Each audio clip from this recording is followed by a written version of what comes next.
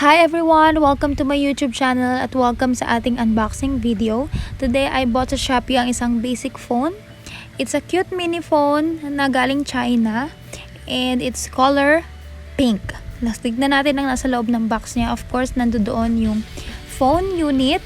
Dual SIM siya mga kaibigan. So napaka-cute niya talaga and very convenient. Sa loob ng box meron tayong charger, meron tayong battery, at meron tayong yung pink case niya na super cute na para siyang susi ng sasakyan at yung manual na hindi natin mabasa kasi Chinese siya. Alright! Now, let's try opening the phone. So, tinitignan ko pa kung paano siya buksan pero meron siya doon sa baba. Ayan, you just have to pull it up para mag-open. So, meron tayong dalawang slots ng SIM. Yung isa maliit at yung isa malaki na SIM. So, yung mga SIM ko, yun siya na yung pinakamaliit na SIM card.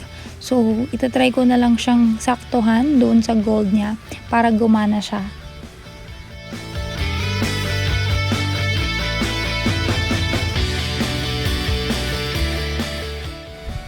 I have globe at saka smart na SIM. So, very perfect talaga siya na lagyan. And open line na siya. So, gagana na siya dito sa bansa natin. At meron pa siyang toggle ng flashlight doon sa gilid. Kung makikita ninyo, in-on natin siya bago natin ilagay yung battery kaya umilaw siya. Ayan, so nilagay na natin yung case. Napaka-cute niya, para siyang susi ng car.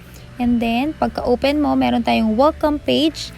Ayan, at yung time. Ayan, so working well and fine siya.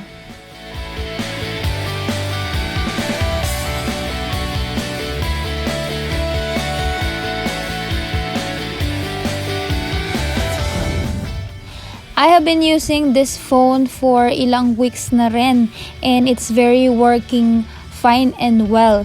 And I can also use this as my Bluetooth speaker.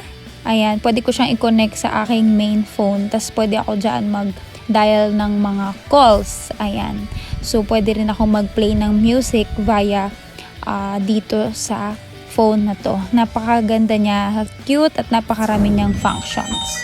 I will try to call both SIMs. Ayan, so as you can see, napakalakas ng tunog niya.